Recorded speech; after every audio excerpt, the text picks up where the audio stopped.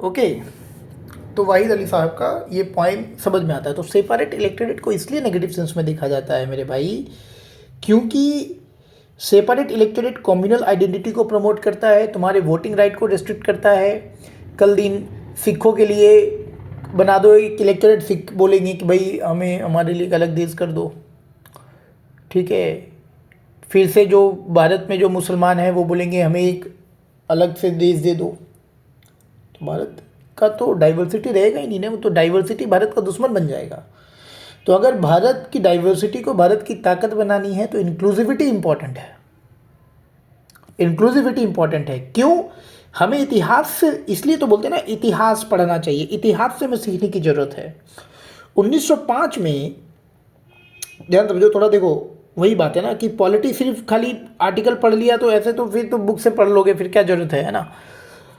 इतिहास में 1905 में 16 अक्टूबर 1905 की बात है, 16 अक्टूबर 1905 की बात है। 16 अक्टूबर 1905 में उस वक्त जो भारत के वाइसरॉय थे जॉर्ज कर्जन, जॉर्ज कर्जन ने बोला कि बंगाल को हम विभाजन कर देते हैं, एक हो जाएगा वेस्ट बंगाल, इधर वाला हो जाएगा वेस्ट बंगाल और इधर वाला हो जाएगा ईस्ट बंगाल। तो बंगाल का विभाजन कर देते हैं।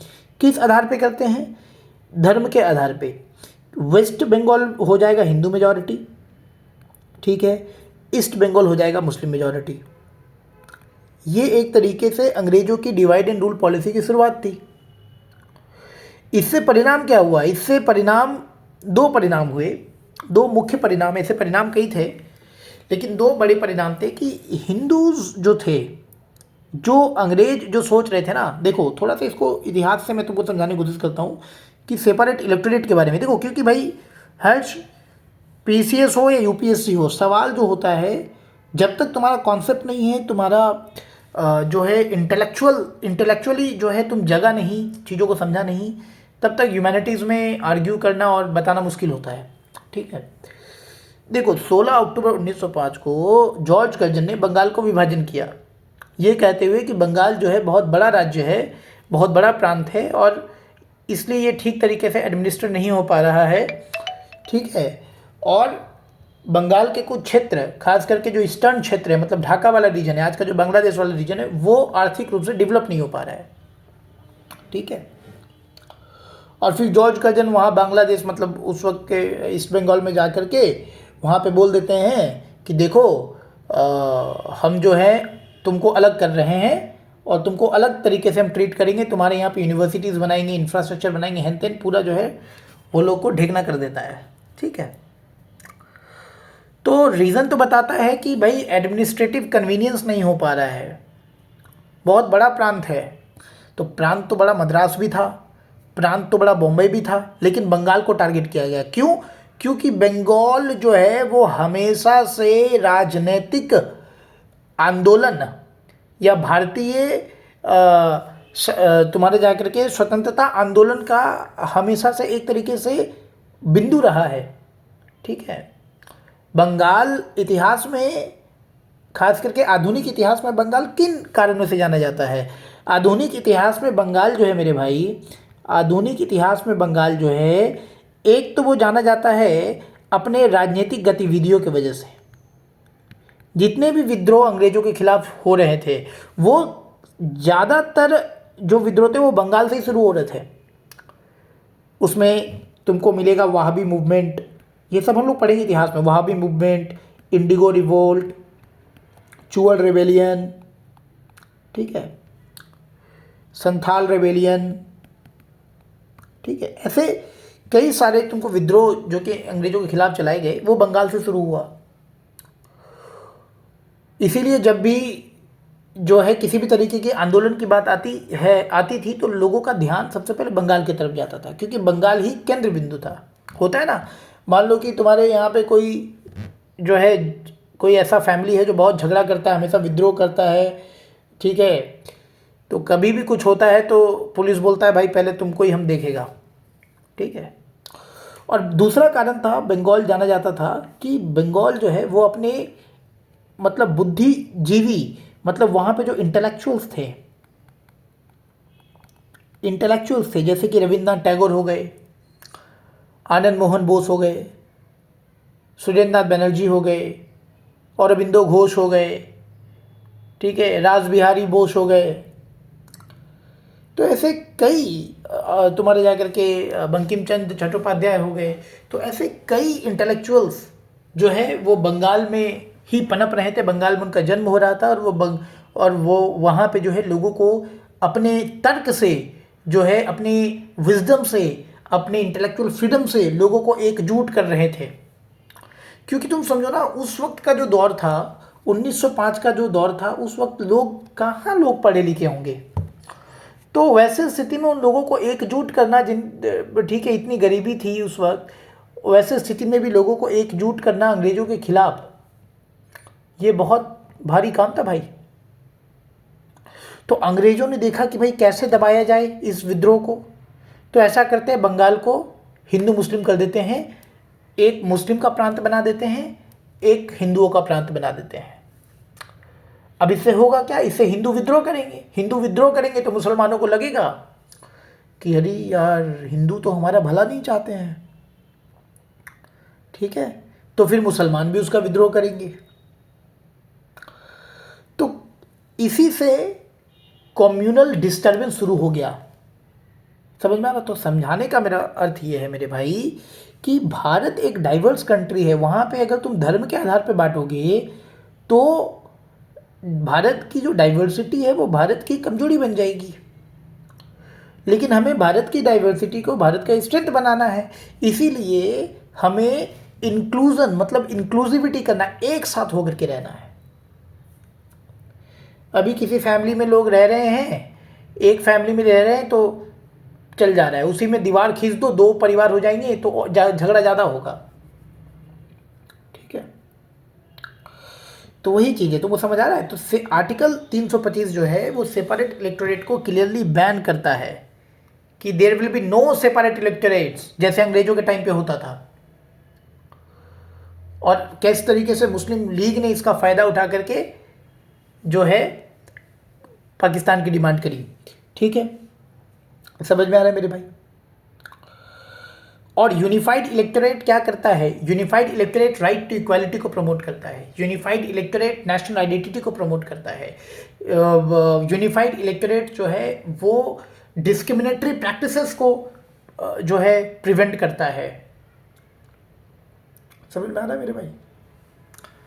अगर तुमको लीडर बना दिया जाए पूरे जामुड़िया बाजार का, तो तुम्हारा जो कानून होगा, तुम जो कानून बनाओगे वो कानून बनाते वक्त ये तुम इंश्योर करोगे कि तुम्हारे कानून से पूरे जामुड़िया बाजार का भला हो। लेकिन अगर तुमको लीडर बना दिया जाए किसी एक दुकान का और दूसरे दुकान का दूसरे को, तो उन सभी का क्या होगा? आपस में द्वंद्व शुरू हो जाएगा।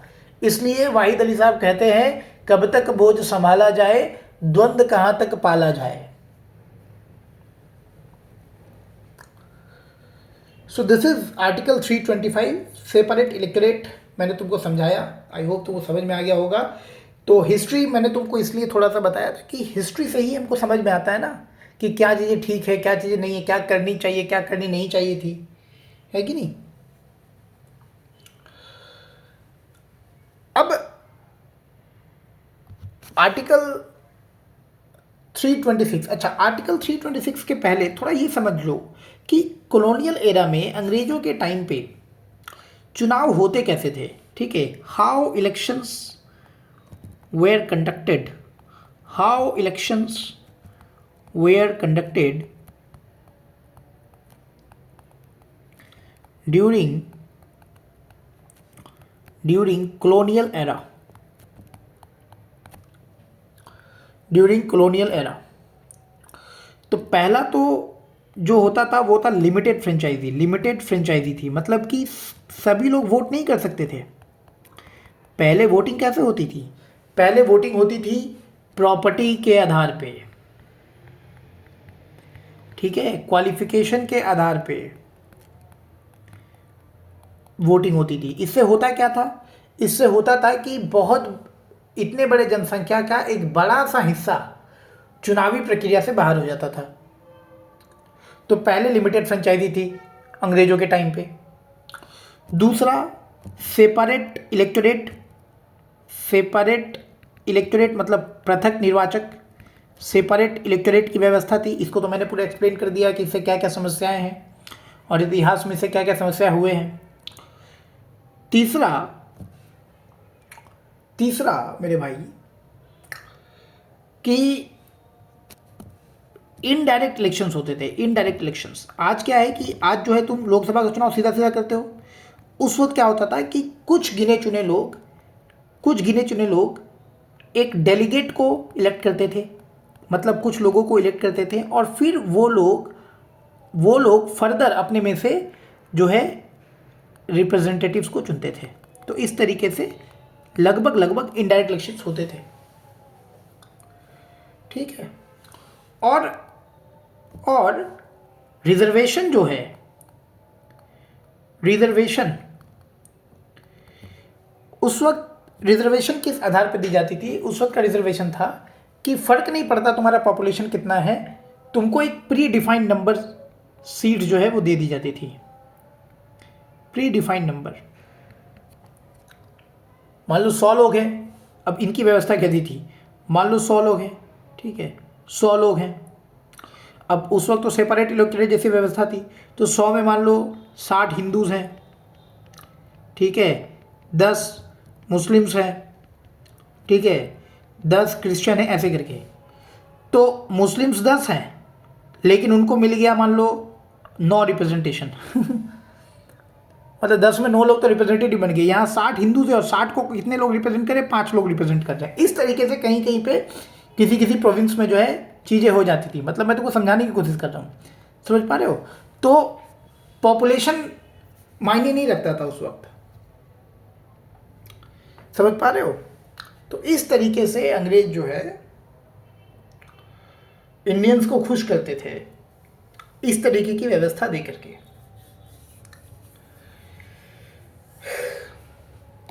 ओके, अब आते हैं मेरे भाई, आर्टिकल 324 हो गया, 325 हो गया, अब आते हैं आर्टिकल 326 में।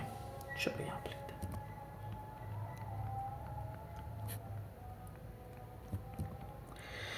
आर्टिकल 326 को क्या कहते हैं? Universal adult franchise. Universal adult franchise मतलब ये हो गया कि अगर आपकी उम्र 18 साल है, आप भारत के नागरिक हो और आपकी उम्र 18 साल या उससे ज़्यादा है, तो आपके पास वोटिंग राइट है, आप वोट करने के लिए एलिजिबल हो। फ़र्क नहीं पड़ता कि आप गरीब हो, अमीर हो, जाहिल हो, पढ़े लिखे हो, फ़र्क नहीं पड़ता, जैसे अंग्रेज़ों के टाइम में पड़ता था। तो आर्टिकल 324 ये कहता है। और ये जो 18 साल का एज है मेरे भाई, ये पहले हुआ करता था 21 साल। फिर एक कमेटी बनी जिस कमेटी का नाम था तारकुंडे कमेटी। ध्यान समझना, तारकुंडे कमेटी 1974। तारकुंडे कमेटी ने रिकमेंड किया मेरे भाई कि एज को 21 से 18 कर देते हैं, और इसीलिए 61st कॉन्स्टिट्यूशनल अमेंडमेंट, ध्यान समझना, 61st कॉन्स्टिट्यूशन अमेंडमेंट एक्ट 1988 में जो है एज को रिड्यूस कर दिया गया, 21 से 18 कर दिया गया। ठीक है, इतना क्लियर हो गया। और जब एज को रिड्यूस कर दिया गया तो वोटर्स की जनसंख्या बढ़ गई, काम बढ़ गया, तो इलेक्शन कमीशन ऑफ इंडिया जो कि पहले एक सिंगल मेंबर बॉडी हुआ करती थी, इसको बना दिया गया मल्टी मेंबर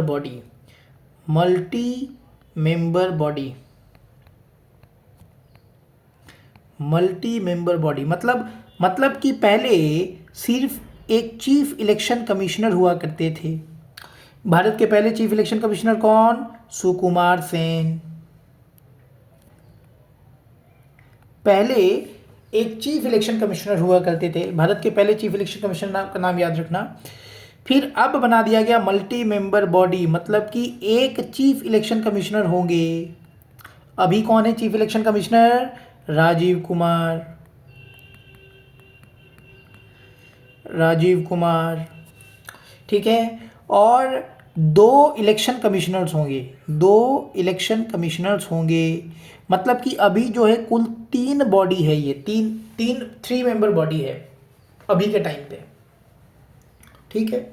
अच्छा, अगर इलेक्शन कमीशन ऑफ इंडिया को सिंगल मेंबर बॉडी से मल्टी मेंबर बॉडी बनाया गया, इसका मतलब कहीं ना कहीं तो संशोधन किए गए होंगे।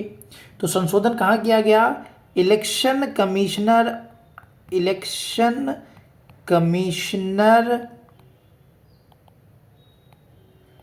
एक्ट, इलेक्शन कमिश्नर एक्ट में जो है बदलाव किया गया। समझ में आ रहा है मेरे भाई? थोड़ा पानी पी लेता हूँ।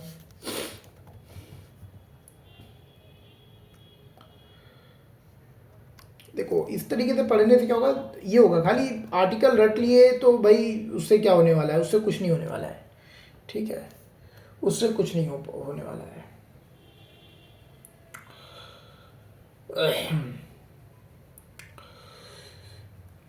ओके, सो इलेक्शन कमिश्नर एक्ट में जो है फिर इसमें जो है बदलाव किया गया, ठीक है। कब बदलाव किया गया? 1989 में।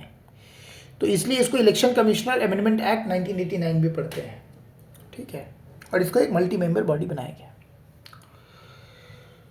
सो तुमको आर्टिकल 326 भी समझ में आ गया। अब चर्चा करते हैं आर्टिकल 327 के बारे में। आर्टिकल 327 के बारे में चर्चा करते हैं। आर्टिकल 327 क्या कहता है?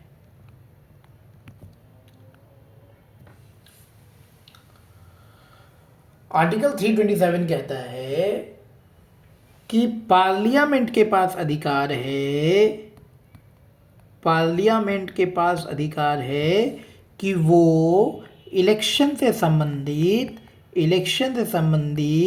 कानून बनाए। किसके पास अधिकार है? पार्लियामेंट के पास अधिकार है।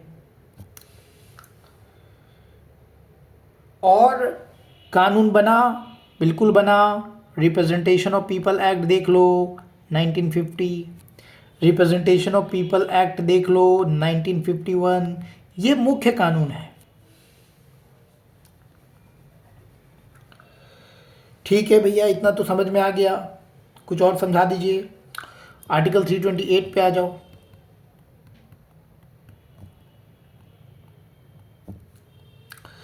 आर्टिकल 328 कहता है कि राज्यों के पास अधिकार है, समझना जानते हैं? अच्छा, पार्लियामेंट के पास अधिकार है इलेक्शन को लेकर के कानून बनाने का।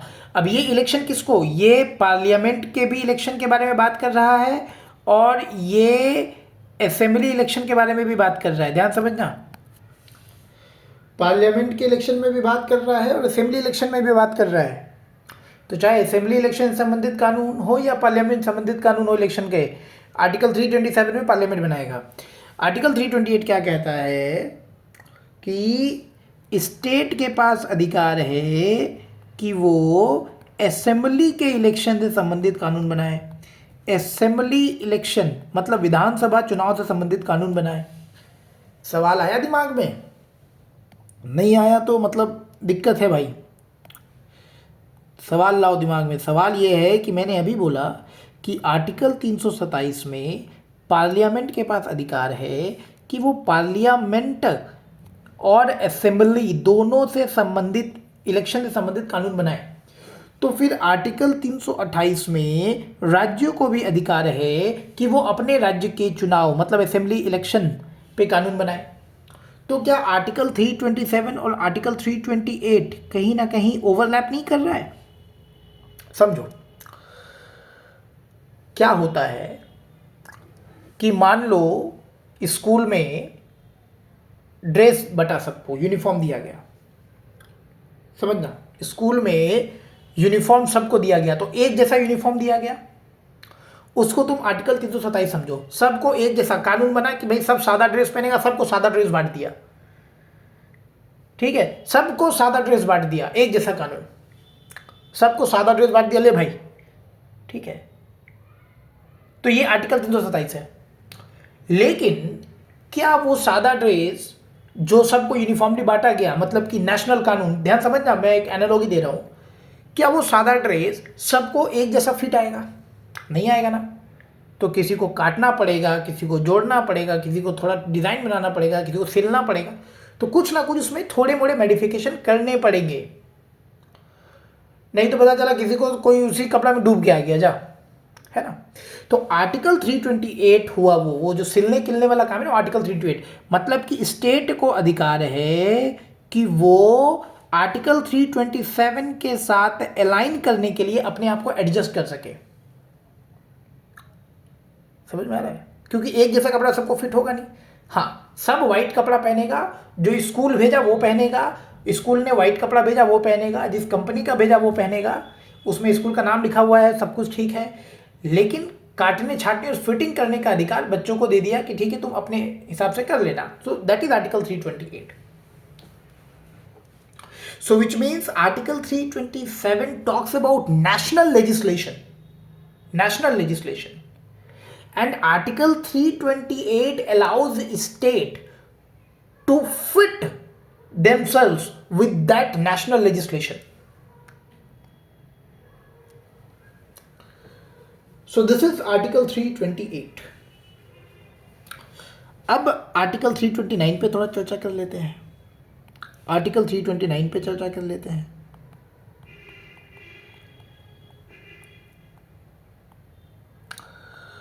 आर्टिकल 329 क्या कहता है कि भैया कोर्ट इंटरफेयर नहीं करेगा इलेक्शन के मामले में। कोर्ट इंटरफेयर नहीं करेगा जब तक इलेक्शन चल रहा है, कोर्ट कुछ भी इंटरफेयर नहीं करेगा। बोला भैया ऐसा क्यों कर दिया? क्योंकि इलेक्शन को ना मेरे भाई 45 दिनों में ख़त्म करवाना पड़ता है, या जितनी जल्दी से जल्दी हो सके ख़त्म करवाना पड़ता है। वैसे मामले में अगर कोर्ट को इंटरफेरेंस की आज़ादी दे दी जाए तो कोई ना कोई कैंडिडेट, कोई ना कोई कार्यकर्ता, कोई ना कोई उठ के कोर्ट चला जाएगा और इलेक्शन को क्या कर देगा? सब जुडिस कर देगा, कोर्ट के अधीन कर देगा। और कोर्ट के अधीन कर देगा भैया तो कहते हैं ना, चप्पल घिस जाता है कोर्ट में। तब तो सोचो चुनाव को कितना वक्त लग जाएगा।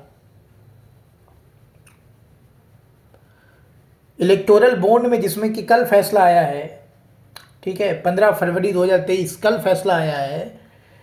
और केस कब किया गया था? इलेक्टोरल बॉन्ड आया था मार्केट में 2018 में और फैसला आ रहा है 2023 में। तो इलेक्शन का तो हाल खराब हो जाएगा। तो इस चीज़ को ध्यान में रखते हुए आर्टिकल 329 में कहा गया कि कोर्ट जो है वो इंटरफेयर नहीं करेगी। ठीक है, समझ में आ रहा है? अब समझते हैं कि भाई कि अपॉइंटमेंट जो होता है इलेक्शन कमिश्नर का और चीफ इलेक्शन कमिश्नर का, अपॉइंटमेंट और रिमूवल का क्या प्रक्रिया है।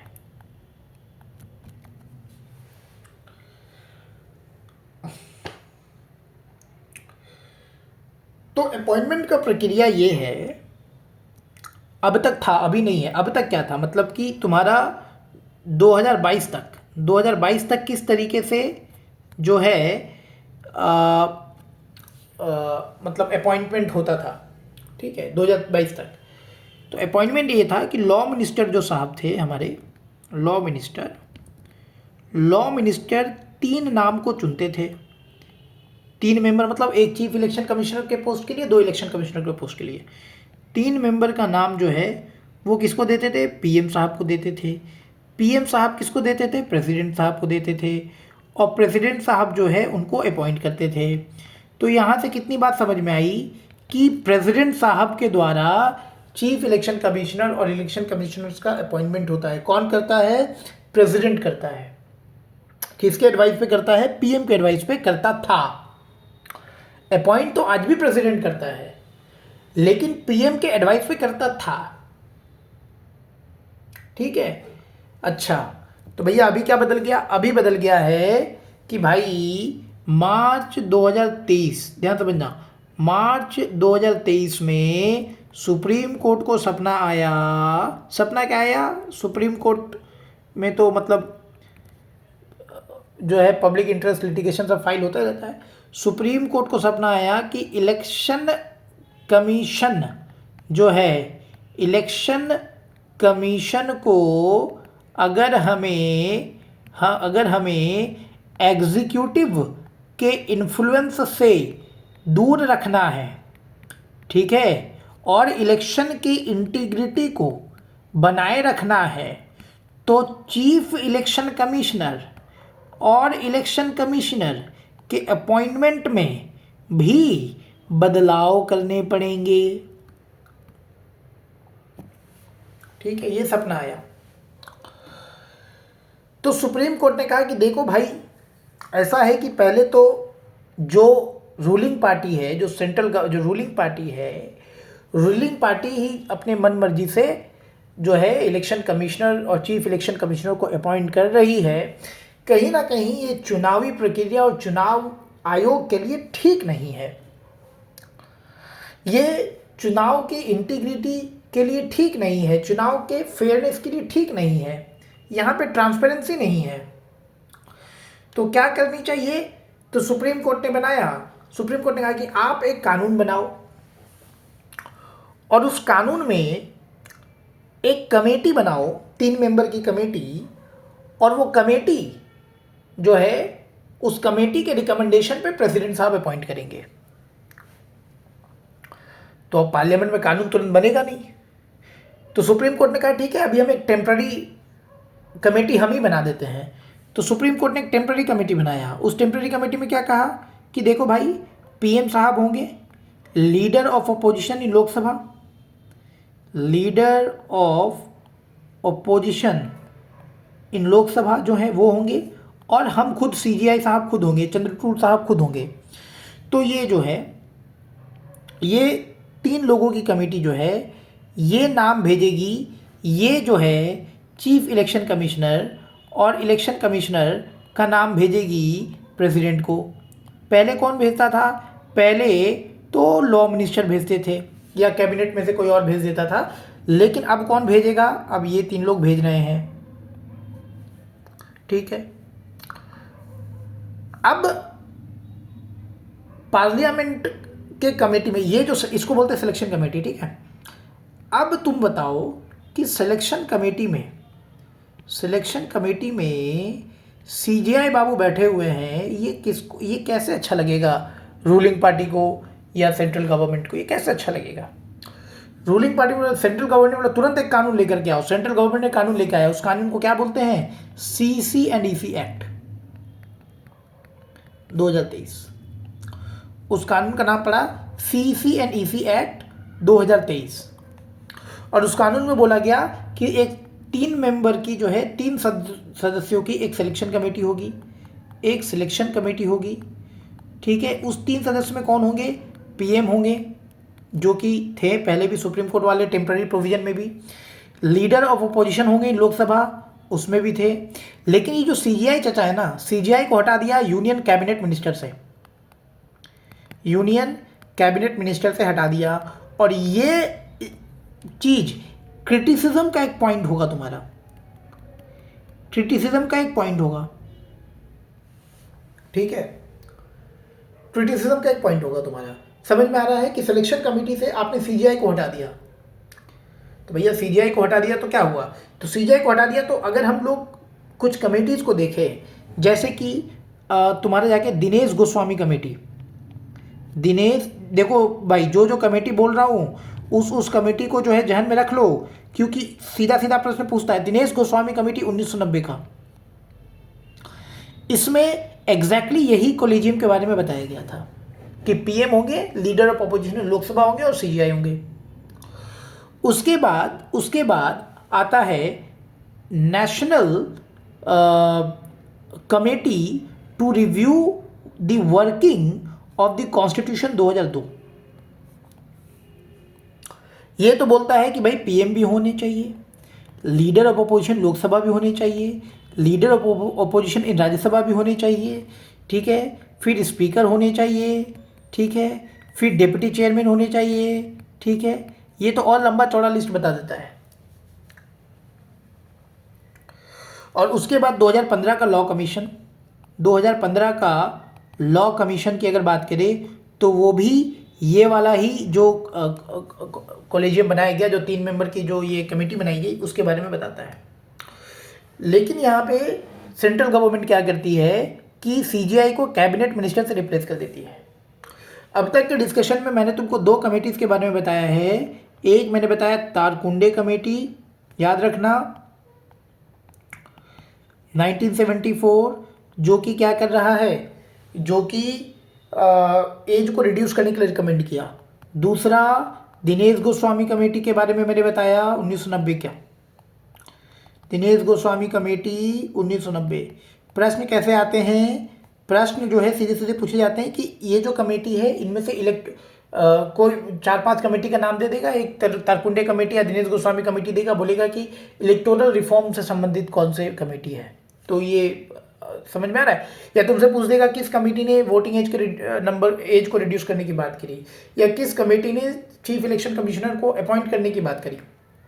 इस तरीके से सवाल बन जाता है, ठीक है, समझ में आ रहा है मेरे भाई। तो अब तुमको यहाँ एक प्रश्न और होना चाहिए कि भैया अभी तो थोड़ी देर पहले आपने कहा था कि इलेक्शन कमिश्नर अमेंडमेंट एक्ट 1989 जो था, उसमें इलेक्शन कमिश्नर एक्ट में संशोधन करके सिंगल मेंबर जो हुआ करती थी इलेक्शन कमिश्नर बनने, उसको मल्टी मेंबर बनाया गया।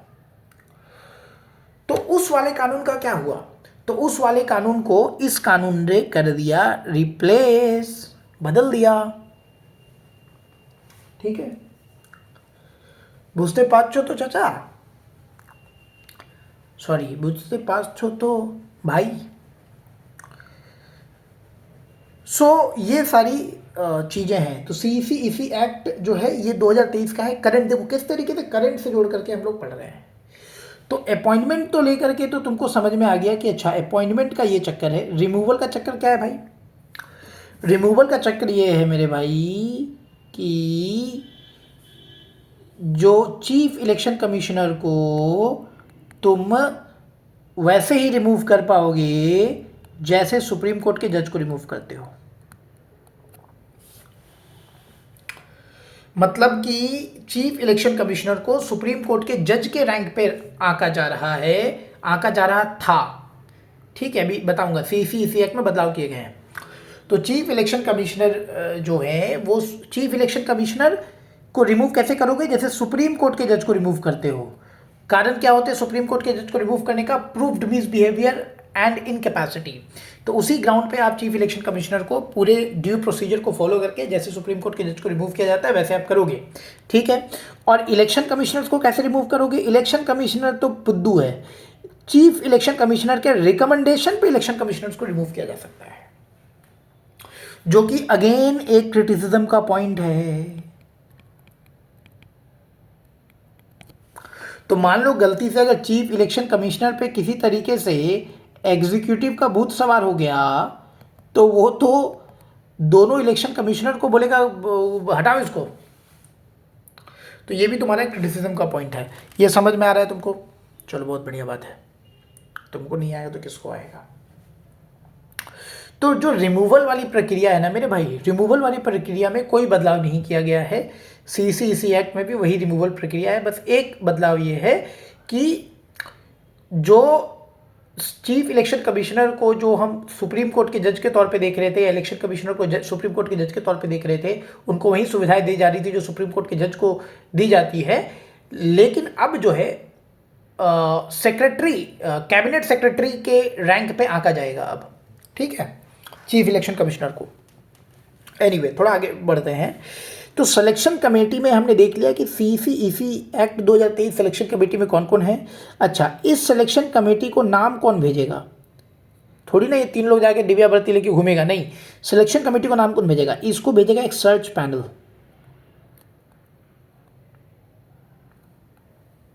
सर्च पैनल, इस सर्च पैनल को हेड कौन करेंगे, cabinet secretary. The top most post civil services का। कैबिनेट सेक्रेटरी भैया कौन है अभी? अभी कौन है कैबिनेट सेक्रेटरी बताओ? राजीव गौबा।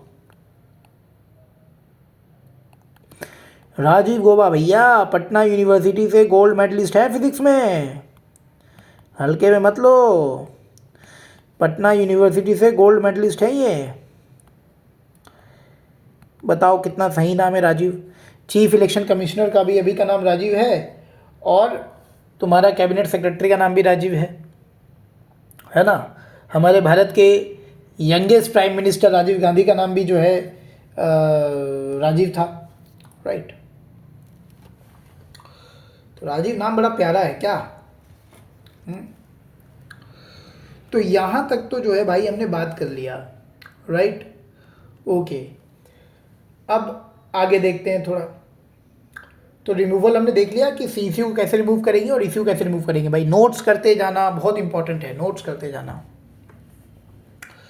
अब देखते हैं कि भाई इलेक्शन कमीशन ऑफ इंडिया का पावर क्या है, काम क्या करता है। अब ये तो तुमको पता ही होगा, काफ़ी इजी है। चलो थोड़ा उसको भी देख लेते। नहीं, पावर ऑफ ईसीआई या फंक्शंस ऑफ ईसीआई, जो भी कह लो। तो भैया पहला काम क्या है? पहला काम क्या है भाई? इलेक्टोरल रोल को प्रिपेयर कौन करता है? यही तो करता है। इलेक्टोरल रोल को प्रिपेयर तो यही तो करता है। इलेक्टोरल रोल में कौन सा नाम जोड़ना है, किसका नाम हटाना है, ठीक है। इलेक्शन का डेट अनाउंस करना है भाई, ठीक है। इलेक्शन डेट को अनाउंस करना है, ठीक है, ये भी काम करेगा, ठीक है। मुख्य मुख्य काम बता रहा हूँ, ठीक है। उसके बाद इलेक्टोरल कॉन्स्टिट्यूएंसीज को तय करना है भाई, है ना। कौन से राज्य में कितनी कॉन्स्टिट्यूएंसी होगी, नहीं होगी, इलेक्टोरल कॉन्स्टिट्यूएंसीज को तय करना है, यही करेगा, ठीक है भाई। तुम्हारा जा करके मॉडल कोड ऑफ कंडक्ट को इशू करना है। अभी हम पढ़ेंगे मॉडल कोड ऑफ कंडक्ट को भी। मॉडल कोड ऑफ कंडक्ट को इशू करना है, कौन करेगा? यही करेगा, ठीक है भाई। कैंपेन में आप इतना खर्च कर सकते हो, इतना लिमिट कर सकते हो, ठीक है। तो जो एक्सपेंडिचर है कैंपेन पे, उस पर लगाम लगाने का काम किसका है? इलेक्शन कमीशन ऑफ इंडिया का है। समझ में आ रहा है? मान लो कि किसी तरीके का इलेक्टोरल मेल प्रैक्टिस होता है, कहीं पे बूथ कैप्चरिंग होता है, बंदूक गोली चल जाता है, तो वैसी स्थिति में इलेक्शन को कैंसिल करवाएगा कौन? इलेक्शन कमीशन ऑफ इंडिया करवाएगा, ठीक है। तो इस तरीके की तमाम चीज़ें जो है वो इलेक्शन कमीशन ऑफ इंडिया करवाता है, ठीक है। और भी चुटपुटिया कुछ फंक्शंस है, लोगों मुख्य फंक्शन पे जो है हमने चर्चा कर लिया है। भाई क्या रहा, लव वर्सेस लस्ट, हटो साला, लव वर्सेस लस्ट आते रहता है। सो इलेक्टोरल, ये सब चीज़ें, ठीक है। चलो अब हम बात करते हैं पॉलिटिकल पार्टीज के बारे में।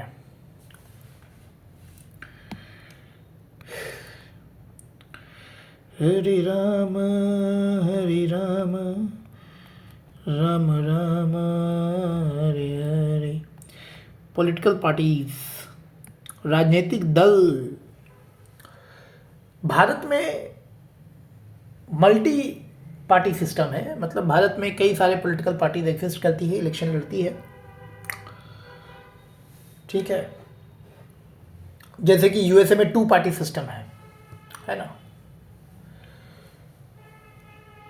तो भारत में multi political party, multi party system है। अब एक होती है लेफ्ट पार्टीज।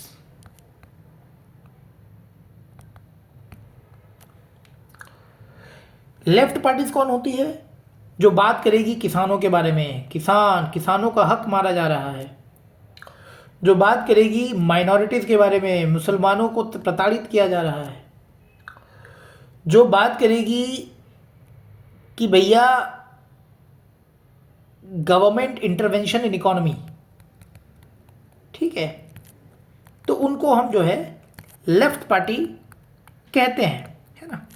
कोई मान लो बहुत ज़्यादा झगड़ा करता है तो झगड़ालू कहते हैं, कोई शांत होता है उसको शांत कहते हैं, ये शांत किस्म का लड़का है, तो वैसे ही लेफ्ट पार्टीज कहते हैं। राइट पार्टीज कौन है? अच्छा, लेफ्ट पार्टी का एग्जाम्पल अगर दें तो तुमको CPIM से बड़ा लेफ्ट पार्टी का एग्जाम्पल और क्या ही हो सकता है। राइट पार्टीज की बात करें तो ये बात करेगी नेशनल सिक्योरिटी का, कि भैया नेशनल सिक्योरिटी पहले। ये बात करेगी नेशनलिज्म का, ठीक है। ये बात करेगी लिबरलाइजेशन का, ठीक है। समझ में आ रहा है? राइट पार्टीज तो नाम समझ में आ गया कौन है, ये बीजेपी। और एक होती है सेंटर पार्टीज, ये दोनों तरफ बैलेंस करके चलने की कोशिश करती है, ठीक है। तो कांग्रेस को तो वैसे मैं निजी तौर पे उस कांग्रेस को मैं पार्टी समझता नहीं, ठीक है। क्योंकि कांग्रेस किसी भी स्तर पे किसी भी चीज़ में जो रूलिंग पार्टी है उसको समर्थन नहीं देता है। हर वक्त देश में एक वायलेंस की और एक जो है अराजकता वाली स्थिति पैदा करके रखने की कोशिश करता है कांग्रेस। तो मैं कांग्रेस को निजी तौर पे पॉलिटिकल पार्टी के रूप में नहीं देखता हूँ।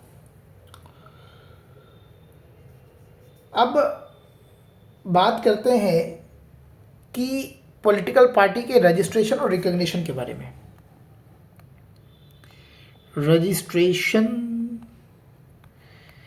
एंड रिकॉग्निशन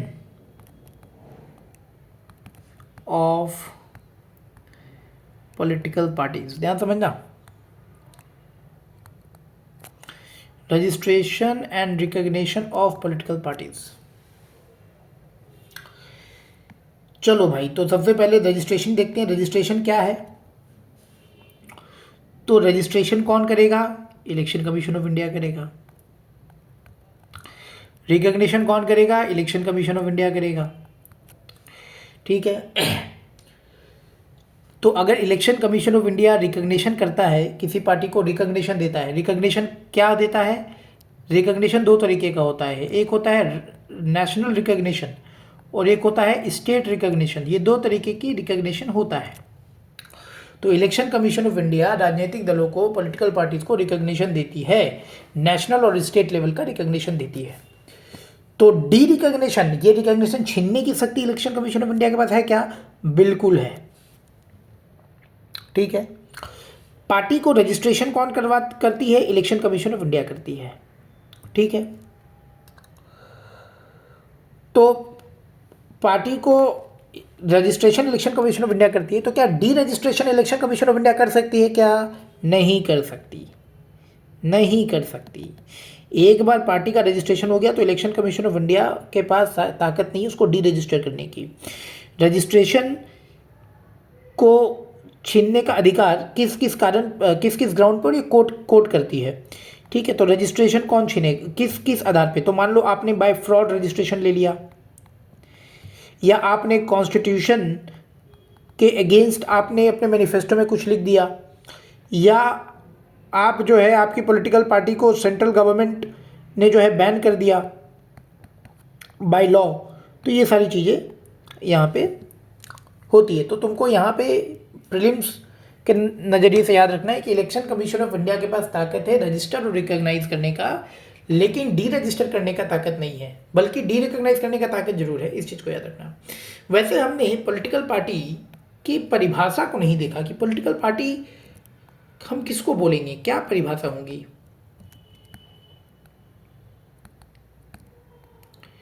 पॉलिटिकल पार्टीज की परिभाषा क्या होगी? तो पॉलिटिकल पार्टीज की परिभाषा ये होगी कि ये हम क्या बोलेंगे, इसको बोलेंगे ग्रुप ऑफ पीपल। ये वैसे लोगों का समूह है, ये उन लोगों का समूह है जो एक जैसी राजनीतिक विचारधारा रखते हैं, जो एक जैसी राजनीतिक विचारधारा रखते हैं, है ना, मतलब पॉलिटिकल आइडियोलॉजीज रखते हैं, एक जैसे गोल्स रखते हैं, ठीक है, और एक साथ चुनाव लड़ने के लिए आते हैं। मतलब अगर इसको अंग्रेजी में बोले तो a group of people, okay, who share similar political ideologies, goals, policies, and who come together to contest election to gain political power, उसको हम कहते हैं। देखो कुछ भी रटने जैसा नहीं है मेरे भाई, सिंपल सी बात है ना। राज्य पॉलिटिकल पार्टी किसको कहेंगे? ऐसे लोगों के समूह को कहेंगे जो एक जैसी राजनीति विचारधारा के साथ, एक जैसे मंशा के साथ जो है चुनाव लड़ने के लिए आते हैं और राजनीतिक शक्ति पाने के लिए आते हैं, है ना। और पॉलिटिकल पार्टीज़ का क्या होता है कि पॉलिटिकल पार्टीज़ में इनका एक अपना एजेंडा होता है, ठीक है, इनका अपना एक कॉन्स्टिट्यूशन होता है, इनका अपना एक ऑर्गेनाइजेशनल स्ट्रक्चर भी होता है, मतलब कि कोई प्रेसिडेंट होता है, ठीक है, कोई कार्यकर्ता होता है, कोई सेक्रेटरी होता है, कोई कुछ होता है, कोई कुछ, तो इनका अपना एक ऑर्गेनाइजेशनल स्ट्रक्चर भी होता है, ठीक है। तो ये पॉलिटिकल पार्टीज की परिभाषा है। तो हमने ये देख लिया कि पॉलिटिकल पार्टीज को रजिस्ट्रेशन कौन करती है? इलेक्शन कमीशन ऑफ इंडिया करती है, और रिकॉग्निशन भी इलेक्शन कमीशन ऑफ इंडिया करती है। ओके, अब रजिस्ट्रेशन करती है तो कहाँ करती है? कहीं तो कानून में लिखा गया होगा।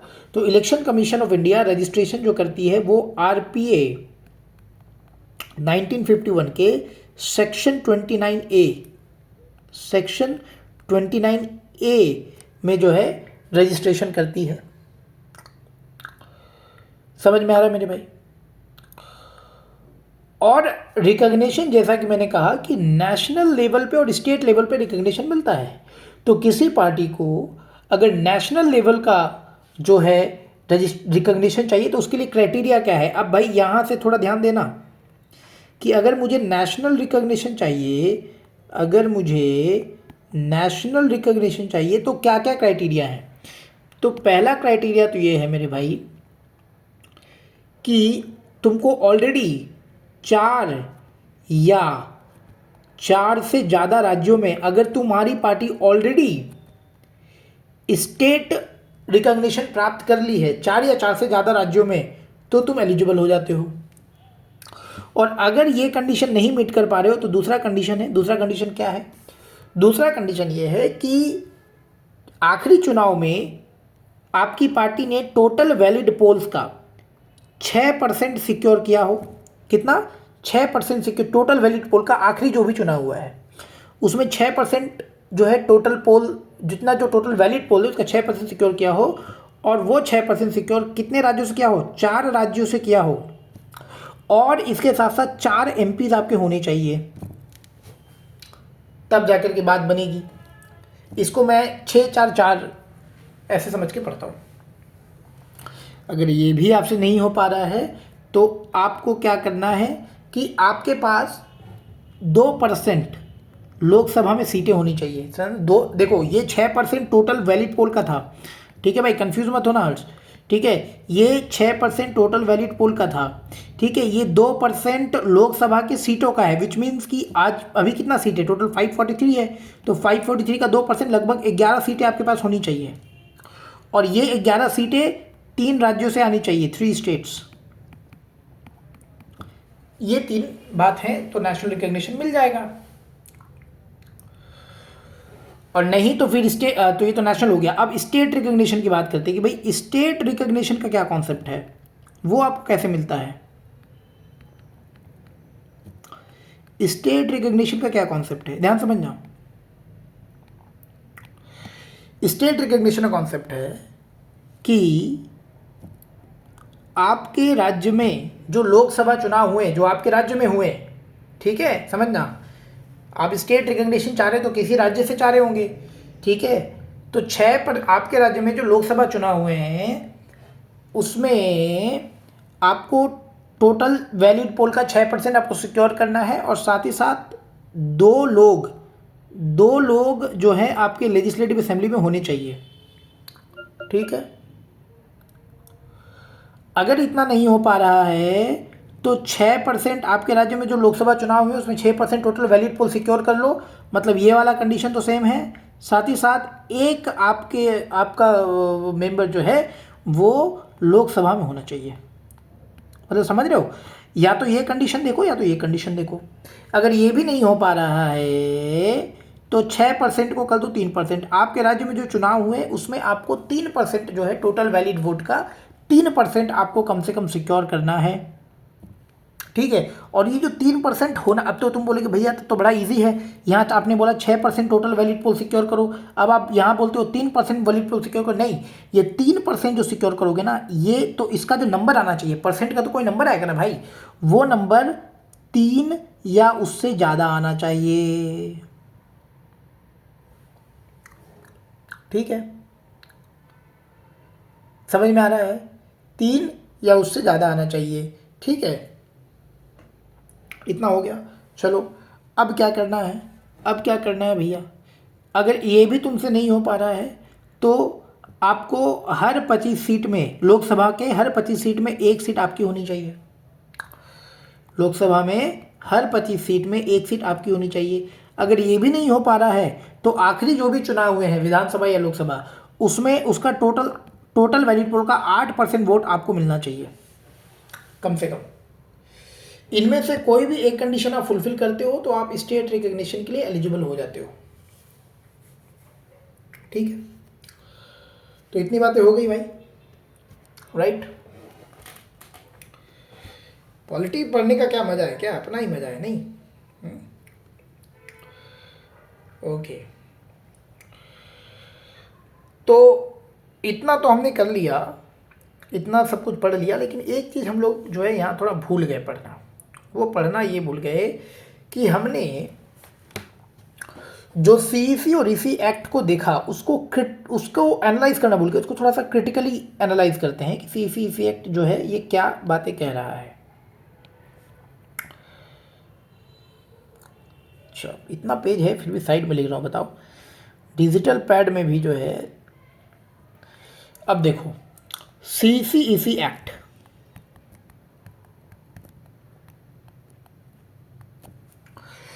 तो ये क्या है, मैंने तुमको बता दिया कि अब से जो है चीफ इलेक्शन कमिश्नर और इलेक्शन कमिश्नर का नाम एक सिलेक्शन कमेटी होगी जिसमें पीएम होंगे, लीडर ऑफ अपोजिशन लोकसभा होंगे और एक यूनियन कैबिनेट मिनिस्टर होगा। ये तीनों को नाम कौन भेजेगा, ये तीनों को, ये सिलेक्शन कमेटी को नाम आएगा सर्च पैनल के द्वारा जिसको कैबिनेट सेक्रेटरी हेड करेंगे। और फिर ये सिलेक्शन कमेटी, अच्छा एक बात और वो जो सर्च पैनल होगी,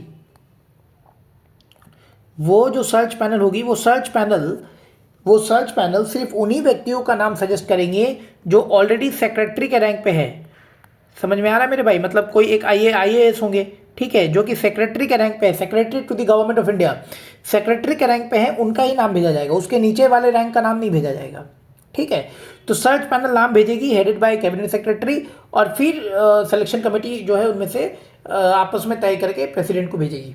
तो क्रिटिसिज्म, पहला क्रिटिसिज्म तो ये बना कि आपने सीजीआई को क्यों रिमूव किया। दिनेश गोस्वामी कमेटी ने भी सीजीआई को रखने को कहा, लॉ कमीशन 2015-20 सीजीआई को रखने को कहा, सुप्रीम कोर्ट ने 2023 में जो टेम्पररी कमेटी बनाई उसमें भी वो थे, तो आपने क्यों रिमूव किया।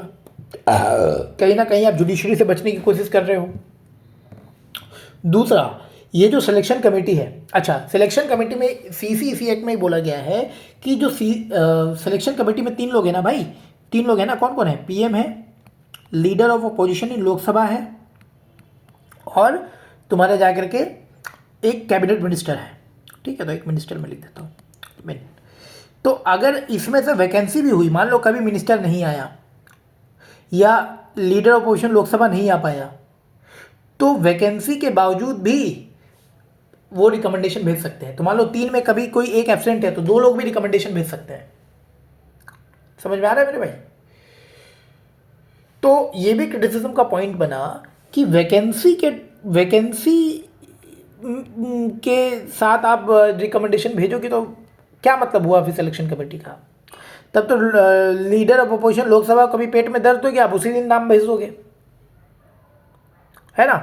तो वैकेंसी में आप भेज दोगे, ये चीज़ को क्रिटिसाइज किया गया। दूसरा, ये जो सिलेक्शन कमेटी है इसमें फैसले कैसे लिए जाएंगे, ठीक है, क्या इनमें किसी के पास वीटो पावर होगा या मेजॉरिटी से फैसला, किस तरीके से फैसले लिए जाएंगे, तो डिसीजन किस तरीके से लिए जाएंगे, वो चीज़ में क्लैरिटी नहीं है, उसको लेके क्रिटिसाइज किया गया। ठीक है, तो वो भी एक क्रिटिसिज्म का पॉइंट बना। फिर बोला गया कि आपने कहा कि सिर्फ सेक्रेटरी रैंक के लोगों का ही नाम भेजा जाएगा, तो इससे होगा ये कि कई सारे ऐसे क्वालिफाइड लोग होंगे जो एक्सक्लूड हो जाएंगे इस प्रोसेस से। मान लो कल दिन बोल दिया गया कि यूपीएससी सिर्फ उन्हीं बच्चों को लेंगे जिन्होंने आर्ट्स में ग्रेजुएशन किया है, तो भाई कई ऐसे लोग होंगे जो साइंटिस्ट होंगे और अपना एक्सपर्टीज सिविल सर्विसेज में देने के सक्षम थे, वो एक्सक्लूड हो गए, है कि नहीं? एग्जाम्पल दे रहा हूँ, ठीक है। तो ये भी जो है एक क्रिटिसिज्म का जो है पॉइंट बना। ओके, तो ये कुछ जो है तुम पॉइंट लिख सकते हो, ठीक है, कि भाई क्या क्या जो है अभी के टाइम पे अगर तुमसे पूछ दे कि चीफ इलेक्शन कमिश्नर के अपॉइंटमेंट में क्या समस्याएं हैं, तो इन क्रिटिसिज्म को तुम समस्याओं के तौर पे दिखा सकते हो, ठीक है। समझ में आ रहा है? क्योंकि देखो चीफ इलेक्शन कमिश्नर का पद ना भाई बहुत बड़ा पद होता है, ठीक है। इसको जो है पूरा का पूरा चुनाव करवाने की जिम्मेदारी दी जाती है, समझ में आ रहा है? तो ऐसी स्थिति में इसको न्यूट्रल होना बहुत ज़रूरी है, इसका न्यूट्रल होना बहुत ज़रूरी है, समझ में आ रहा है? अगर तुम किसी के ऊपर इतनी बड़ी जिम्मेदारी दे रहे हो तो उसको तो वो सक्षम भी तो होना चाहिए उस जिम्मेदारी के निर्वाह के लिए। तो कॉन्स्टिट्यूएंट असेंबली में डिबेट चल रही थी, ये भी एक पॉइंट मैं तुमको बता रहा हूँ, ये भी लिख सकते हो। कॉन्स्टिट्यूएंट असेंबली में जब डिबेट हो रही थी तो कॉन्स्टिट्यूएंट असेंबली में बताया गया कि चीफ इलेक्शन कमिश्नर का अपॉइंटमेंट प्रेसिडेंट करने चाहिए, ठीक है। एक ग्रुप ने बताया कि प्रेसिडेंट करनी चाहिए और पीएम के कंसल्टेशन से करनी चाहिए, और उसके साथ साथ जॉइंट सेशन का 2/3 मेजॉरिटी के साथ। मतलब पहले जॉइंट सेशन, एक रिजोल्यूशन आएगा, जॉइंट सेशन मतलब लोकसभा राज्यसभा एक साथ बैठेंगे, उसमें 2/3 मेजॉरिटी से वो पास होगा, उसके बाद जो है पीएम उसमें हस्ताक्षर करेंगे, फिर प्रेसिडेंट उसमें हस्ताक्षर करेंगे। इस तरीके से जो है कॉन्स्टिट्यूएंट असेंबली में व्यवस्था, एक डिबेट चल रही थी। हालांकि व्यवस्था वैसी हुई नहीं, बट ये एक डिबेट चल रहा था, ठीक है। तो इसमें सीसी इसी एक्ट के या तो क्रिटिसिज्म है। सरकार का क्या कहना है? सरकार का कहना है कि देखो भाई ऐसा है कि कल तक तो सिर्फ हम ही अपॉइंट कर रहे थे, किसी को पता भी नहीं था किसका नाम है, कैसे है, कोई सिलेक्शन कमेटी नहीं, कोई सर्च पैनल नहीं, ठीक है। अब तो इतना व्यवस्था हो गया तो हमने ट्रांसपेरेंसी बढ़ाया है, हमने ट्रांसपेरेंसी बढ़ाया है, ओके। ये बात हो गई। हमने क्या किया है? हमने ट्रांसपेरेंसी बढ़ाया है, पहली बात। दूसरी बात है कि अब जो अपॉइंटमेंट प्रोसेस है वो और ज़्यादा जो है टाइमली हो पाएगा, क्योंकि अब इतनी सारी कमेटियां काम कर रही हैं। तो अब ये चीज़ जो है हम स्ट्रीमलाइन करते हैं इसको, जो है ये टाइमली ये चीज़ें हो पाएंगी, ठीक है। तो ये सारी चीज़ें हुई, तो इसमें हम लोगों ने डिस्कस किया। नेक्स्ट वीडियो में हम पढ़ेंगे कि भाई पॉलिटिकल पार्टी और आरटीआई का क्या चक्कर है, उस चीज़ को हम लोग नेक्स्ट वीडियो में कवर करेंगे।